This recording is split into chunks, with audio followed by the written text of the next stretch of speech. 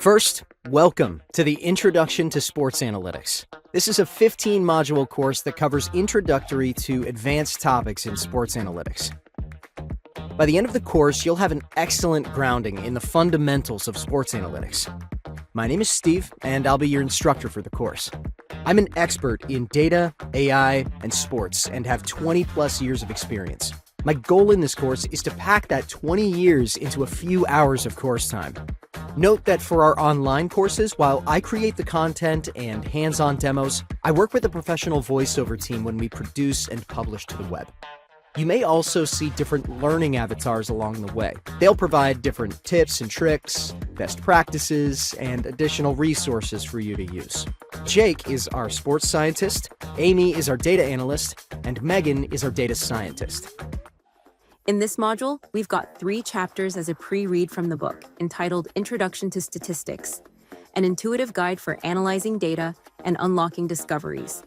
The chapters to read are Chapter 1, The Importance of Statistics, Chapter 2, Data Types, Graphs, and Finding Relationships, and Chapter 3, Summary Statistics and Relative Standing.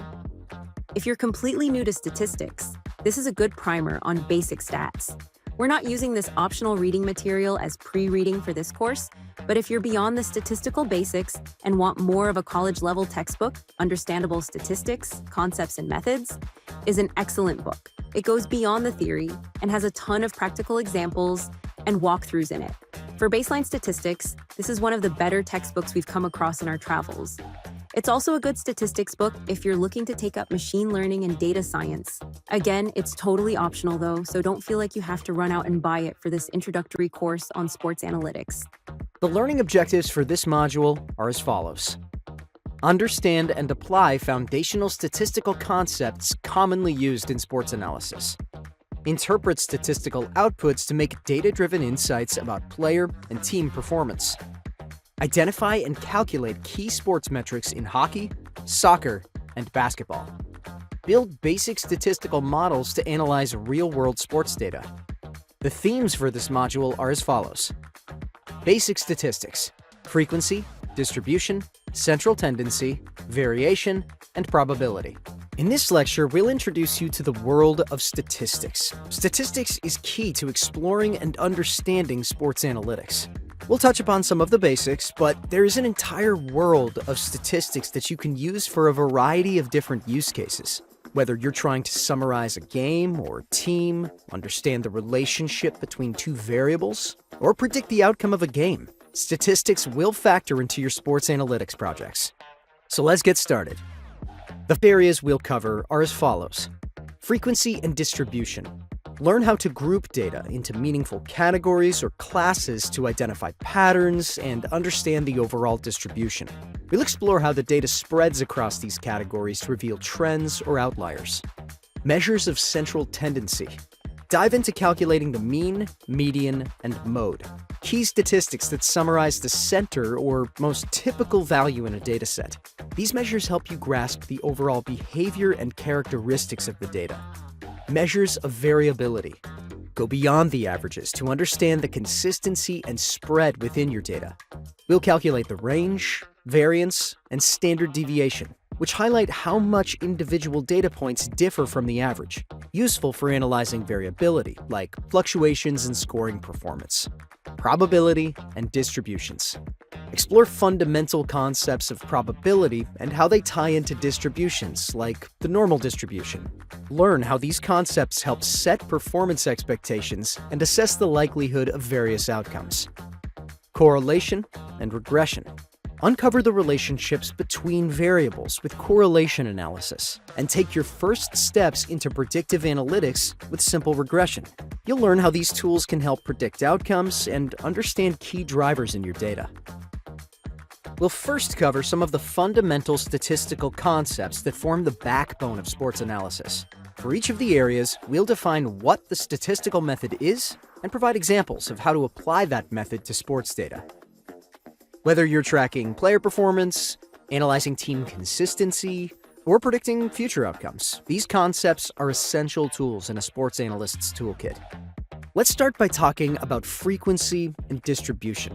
This statistical concept focuses on grouping your data into meaningful categories or classes to better understand its structure. By doing this, we can start to identify patterns within the data, like where most of the values are concentrated, or spot any unusual outliers that stand out. For example, in sports analytics, you might categorize a player's performance metrics into ranges, such as low, average, and high-scoring games.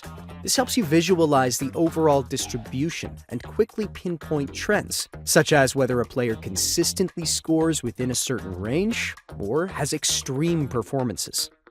In this frequency and distribution example, we want to find out which teams have higher incidences of goal scoring relative to other teams in the league. Now, you can do this for any team sport. This data comes from the NHL current season using Goals For. Frequency really just translates into the count of unique values, so you can measure the occurrence of those values. For our example, we're going to first classify the data into 4 categories using quartiles, so Q1 through Q4. Q1 is the lowest quartile, and Q4 is the highest quartile. A quartile is a statistical concept that divides a dataset into 4 equal parts, where each part contains 25% of the data points. Quartiles are used to describe the distribution of data, identify trends, and analyze variability. For our example, we use quartiles to see where teams are proportionately scoring more goals. In Excel, you can create a formula to assign quartiles, and the result of this is the table in this slide, where we can tally the count of each instance of Q1 through Q4, then calculate the relative frequency of each of the quartiles, and then finally calculate the cumulative frequency of the quartiles. What this table tells us is that roughly 21% of the teams in the NHL in this season are in the highest scoring quartile, while 30% are in the lowest scoring quartile. In this module, we'll have 7 hands-on demos that illustrate how you can use different statistical concepts to analyze sports use cases. To be able to walk through all of the demos, you need to download the dataset and related files, which is a zipped file you can download using the link on this slide.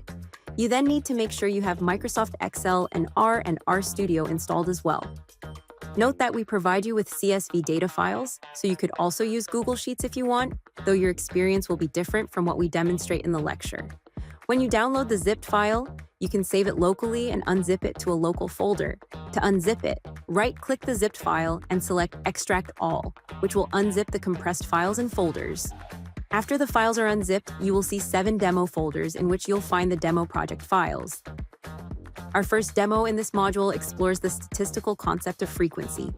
In this demo, we'll use some NHL data to create quartiles, and then use a pivot table to determine the frequency for those quartiles. The first tab in the demo file has the NHL data in it. We'll copy the team and goals for data to another tab. We'll then format the data as a table and add a new column called quartiles. Using a formula, we'll populate the cells with Q1 through to Q4. Using this data, we create a pivot table. You can drag quartile to the rows and values field. We typically get the data out of the pivot table into a new tab so we can add more calculations to the data. Here we summarize the data and then calculate the relative frequency.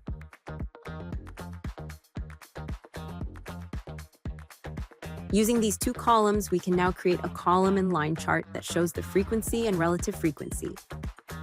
In this next demo, we'll use the same data set. However, this time, we'll create a column chart to show the distribution of the data.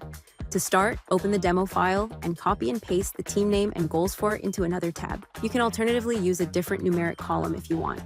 Next, format the newly copied columns into a table. Then, select the table, click Insert, and select the column chart. After Excel creates the chart, you can format it to your liking. Measures of central tendency are important. They give us a sense for the centricity and shape of the data. Also, these measures can help keep each other in check and give you alternative ways to view the data or look to include other statistical techniques into your analysis, such as imputation. You may already be familiar with these concepts: mean, median, and mode. These measures help us understand the center, or typical value of a dataset, and they're crucial for comparing all sorts of statistics in sports. Mean is what most of us think of as the average. For example, if we're looking at the average points scored per game by a player, we would add up all the points scored over a season and divide by the number of games played. The mean gives us a quick snapshot of a player's general performance. The same idea can be applied to a team. Median is the middle value in a dataset, where half the scores are above and half are below.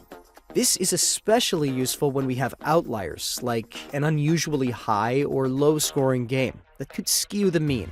For example, if a player usually scores around 20 points per game but had one standout game with 50 points, the median might give us a clearer picture of their typical performance. Mode is the value that appears most frequently in a dataset. In player analysis, the mode can help us identify patterns, like the most common number of points a player scores in a game, which might reveal consistency in their performance. Together, these measures of central tendency give us different angles to assess and compare player performance. Note that you can also use classification to help with the above. In a more sports-centric context, different players will have varying salaries. For example, restricted free agents will have higher salary potential than rookies. So classifying or categorizing salary data into tiers, whether by age, status, or agency, can give you the ability to reduce the surface area. You can also compare across the categories, which opens up other possible avenues for analysis. In our third demo, we'll open a new file that has some salary data in it. The goal here is to use the Excel functions to calculate the mean, or average, median, and the mode. So let's go ahead and first calculate the mean. To do this, we use the average function in Excel and select the cells we want to include. You can see here we've created a separate table for the mean, median, and mode values. You can do the same thing for the median and the mode. Now, what you see here is something you'll likely find in a lot of data, and these are outliers. For example, here you can see that we're calculating the central tendency for top athletes, but we've also included Bill Gates as one of the entries, and his salary skews the average. You'll learn this more in later modules on data cleaning, but having outliers can impact your analysis. In this case, we'll change his salary to the average salary, which will bring the average back into alignment. Next, let's move to measures of variability, range, variance, and standard deviation. These measures tell us how spread out the data is, which is essential for understanding consistency. Range is the simplest measure. It's just the difference between the highest and lowest values in a dataset. In sports, we might look at the range of a player's points per game to see the span between their best and worst performances. Variance gives us a more precise measure of variability by calculating the average of the squared differences from the mean. Higher variance indicates greater inconsistency. For example, if a player's points per game have a high variance, it means their scoring fluctuates a lot from game to game. Standard deviation is the square root of variance and is easier to interpret in relation to the original data. It tells us how much a player's performance typically deviates from their average score. A low standard deviation means the player's performance is consistent, while a high standard deviation indicates more fluctuation. These measures of variability help us understand not just the typical performance of a player, but also how reliable or consistent that performance is. In this example, we'll calculate the standard deviation for each team in the current NHL season on their goals for. This way, we can calculate the variability or consistency of each team's goals for, GF, across games. A higher standard deviation indicates greater variability, inconsistent performance, while a lower standard deviation suggests more consistent goal scoring. Some teams have moderate variability in scoring, so they make up the middle of the pack. The league-wide spread for the standard deviation values range from 1.26 to 2.46, suggesting that no team is perfectly consistent or wildly erratic. However, there is a clear differentiation between teams. In and of itself, measures of variability give you a better understanding of the data, whether it's the range, min and max, variance, or standard deviation. However, as you can see from the above example dataset, the results can lead to further areas of exploration. For example, perhaps teams with higher standard deviation, for example, the Seattle Kraken or the Winnipeg Jets, may deliver both great wins and frustrating losses, making them hard to strategize against or rely on consistently. Low standard deviation teams, for example, the San Jose Sharks or the Chicago Blackhawks, are consistent in their scoring but might lack the offensive explosiveness to dominate high-stakes games. And high variability teams may struggle with consistency against stronger opponents or in playoff scenarios where stability is crucial. In this next demo, we'll again take advantage of Excel's built-in functions to calculate the different measures of variability. We'll again use the hockey data and copy and paste the team and age data into a new tab. You can of course experiment with any of the numeric columns. We'll add a table for the measures and then use the minimum and maximum functions to get started. Using the difference between the minimum and maximum values, we can calculate the range. We'll also use the other built-in functions for the standard deviation and variance. Now, let's talk about probability and distributions, starting with basic probability. In sports, probability helps us quantify the likelihood of an event occurring, like a player scoring in a game or a team winning a match. When we talk about distributions, we're usually referring to the normal distribution, often called the bell curve. Many performance metrics, like points scored or rebounds, follow a normal distribution, where most values are close to the mean and fewer values appear at the extremes. Understanding distributions is essential because it helps us set performance expectations. For instance, if we know a player's scoring follows a normal distribution, we can use this information to predict future performances within a certain range. We can also identify outliers, like an exceptional game, by seeing how far they deviate from the normal range. In sports analysis, recognizing and understanding these patterns and distributions can be incredibly valuable for setting realistic expectations and identifying standout performances. In discussing probability, we'll play the part of a hockey analyst who wants to predict the likelihood of a player scoring a goal in a game based on historical performance. To do this, they use a probability distribution of the player's goals per game over a season. For example, let's say a player has played 10 games in the season, and their goals scored in each game are as follows: 0, 1, 2, 0, 1, 1, 3, 0, 2, and 1. To understand the player's goal-scoring tendencies, we start by calculating the probability, which is the frequency of that score divided by the total number of games. The result is the table on this slide. The way to interpret the above is the player scores 0 goals in 30% of their games. They are most likely to score 1 goal in a game, with a 40% probability. When we plot this probability distribution, you get the bar chart below the table. The x-axis shows the number of goals scored, and the y-axis shows the probability of scoring that number of goals. Probabilities are a good way to understand more specific elements of a player's or team's game or performance, and you can use the distribution to make predictions. This can get a bit more complicated, but there are probability rules that you can apply to equations that help you create a predictive model based on probabilities. The real-world applications of this example probability are as follows. Team strategy. If this player is more likely to score 1 goal, 40% chance, coaches might plan to pair them with strong playmakers to maximize scoring opportunities. Fantasy hockey. Understanding a player's goal probability can help DFS, daily fantasy sports players, estimate potential points. Performance evaluation. Teams might analyze players' probability distributions over time to identify streaks or slumps. Probability is where statistics can get super interesting and useful. For example, you can begin to use it to forecast how a player might perform in the future.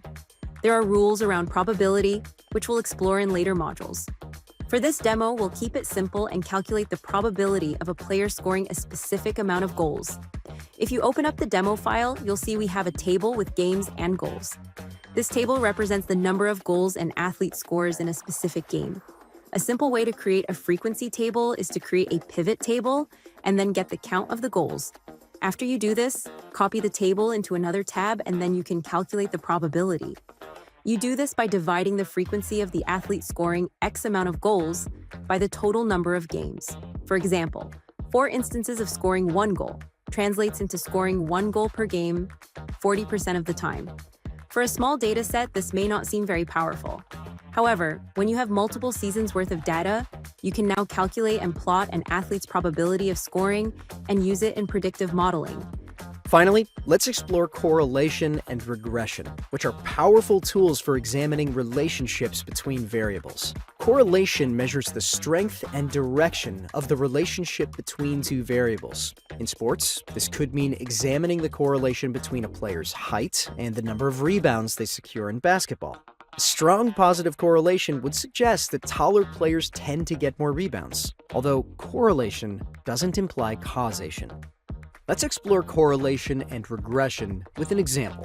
In this example, a hockey analyst wants to explore the relationship between time on ice, or TOI, and points scored for forwards over a season by game, or PPG, to understand how ice time impacts player productivity.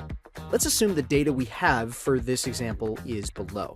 This translates into TOI being the total amount of minutes that a player plays in the game, and PPG, which are the points per game, which are goals plus assists. The first step is to see if we can find a relationship between TOI and PPG.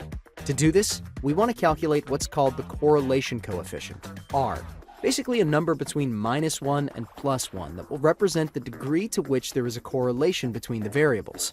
A correlation coefficient of -1 means a perfect negative correlation. A correlation coefficient of 0 is neutral, and a correlation coefficient of +1 is a perfect positive correlation.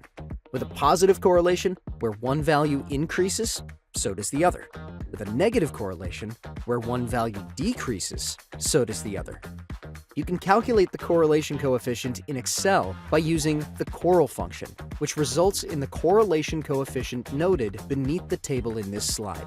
The resulting correlation coefficient is 0.988, so a very strong positive correlation.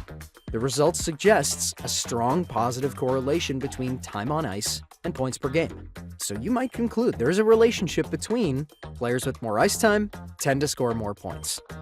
Regression allows us to predict one variable based on another.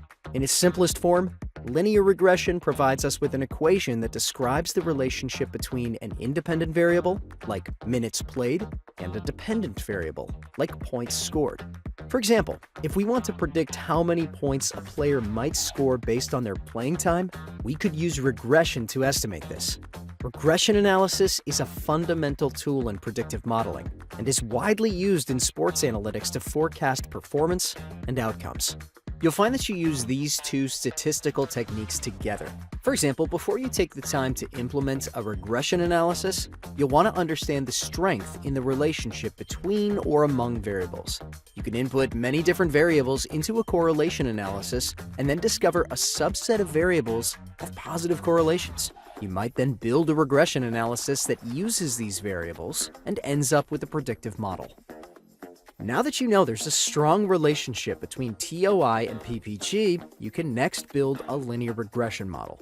The regression model uses different math, but the result will be an R2 value, representing the strength of the regression model, and a p-value that represents the likelihood of error. For this set of data, the R-square is 0.976, and the p-value is 0.00026.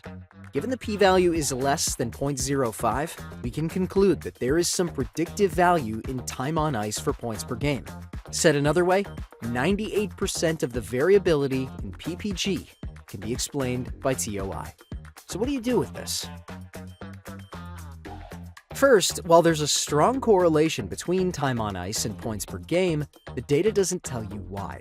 So you may want to explore why these players within that extra time on ice are productive. For example, do they play well together?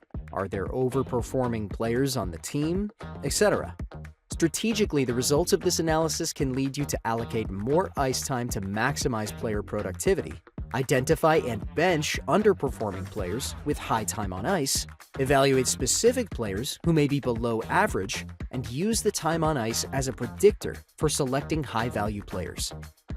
We'll do our next 2 demos sequentially because these 2 statistical concepts and tools are often used together. For example, Let's say you want to build a predictive model between different variables.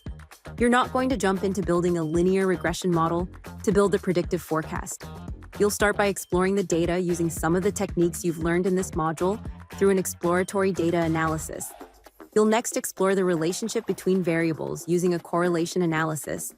The correlation informs you on the strength of the relationship between or among variables.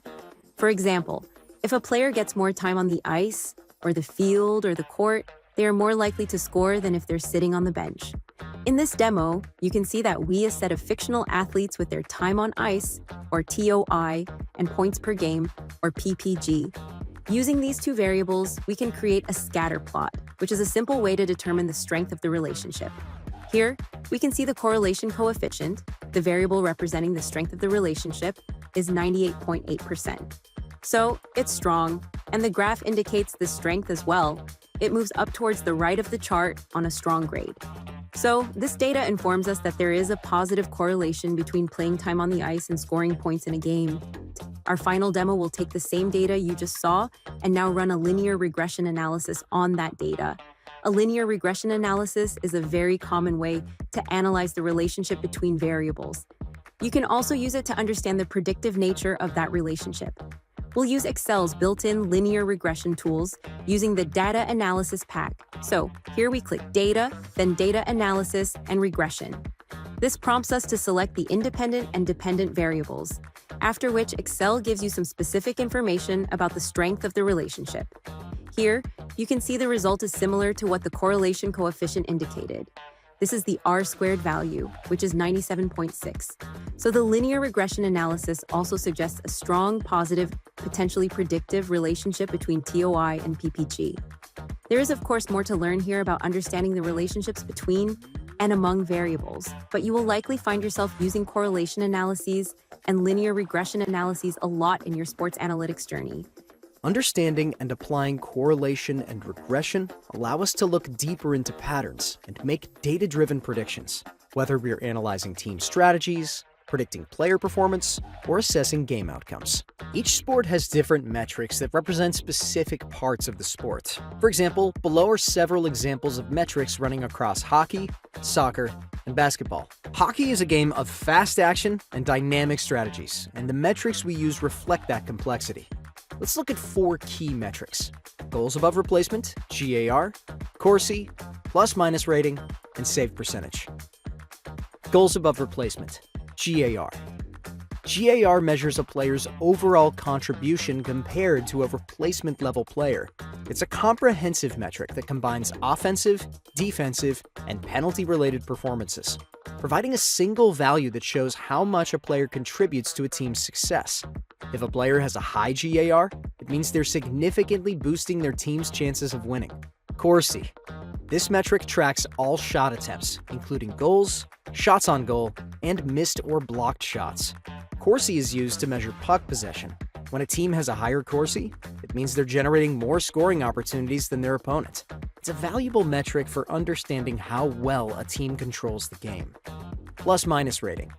Plus-minus reflects the number of goals scored while a player is on the ice compared to goals conceded. A positive plus-minus indicates that a player is on the ice for more goals scored by their team, showing their effectiveness in both offensive and defensive situations. While it has limitations, plus-minus provides a snapshot of a player's impact on the game. Save percentage, SV%. For goalies, save percentage measures the percentage of shots stopped by the goaltender. It's calculated by dividing the number of saves by the total number of shots faced. A higher save percentage indicates a more reliable goalie, especially in high-pressure situations. Now, let's move on to soccer, a sport that revolves around strategic ball control and teamwork. We'll discuss expected goals, XG, passing accuracy, possession percentage, tackles won, and shot accuracy. Expected goals, XG. XG is a metric that calculates the probability of a shot resulting in a goal based on factors like shot location, type of shot, and defensive pressure. It helps us evaluate shot quality and determine how well a team or player is creating scoring chances. A player or team with a high XG but few actual goals might need to focus on finishing skills. Passing accuracy. This measures the percentage of successful passes a player or team completes. High passing accuracy indicates effective ball control and cohesion, which are essential for advancing play and maintaining possession. Analysts use this metric to assess a team's ability to execute and control game tempo. Possession percentage. Possession percentage shows the amount of time a team controls the ball during a game. Higher possession typically correlates with better game control and more scoring opportunities. This metric is crucial for understanding a team's strategy. Teams with high possession tend to focus on controlling the pace, while others might favor counterattacking. Shot accuracy. Shot accuracy calculates the percentage of shots that are on target, helping to evaluate a player's precision in front of goal. High shot accuracy is particularly valuable for forwards and midfielders, as it directly impacts scoring efficiency. Finally, let's explore basketball, where player contributions are diverse and metrics provide specific insights into efficiency, playmaking, and scoring. We'll cover points per game, PPG, player efficiency rating, PER, true shooting percentage, TS%, and the assists to turnover ratio. Points per game, PPG. PPG measures the average number of points a player scores per game. It's one of the most straightforward metrics in basketball and provides a quick look at a player's scoring ability. However, it doesn't account for efficiency, just raw scoring totals. Player efficiency rating, PER. PER is a composite statistic that summarizes a player's per-minute productivity. It includes positive contributions like scoring, assists, and rebounds, while factoring in negative stats like turnovers.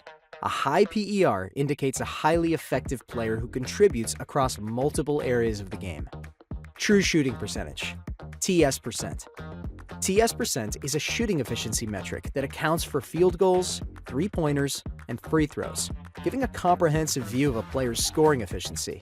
This is valuable because it shows how well a player converts scoring opportunities relative to all types of shots, making it ideal for comparing shooters with different scoring styles. Assists to turnover ratio. This ratio compares the number of assists a player makes to the number of turnovers they commit. A high assists to turnover ratio indicates good playmaking and decision-making skills, which is crucial for point guards and primary ball handlers. To recap, we covered 5 core concepts in sports statistics today. Measures of frequency and distribution, where we explored frequency, quartiles and classification, relative frequency, and cumulative frequency. Measures of central tendency, such as mean, median, and mode, to find typical values in performance. Measures of variability, such as range, variance, and standard deviation, to assess consistency. Probability and distributions, such as basic probability and normal distribution, to set performance expectations. Correlation and regression, where we explored the relationships between variables and used linear regression to make predictions. Sports metrics, where we explored different metrics that represent various aspects of a sport. These foundational tools allow us to quantify, analyze, and predict sports performances. As you progress in your sports analytics journey, mastering these statistical tools will help you uncover deeper insights and make more informed recommendations based on data.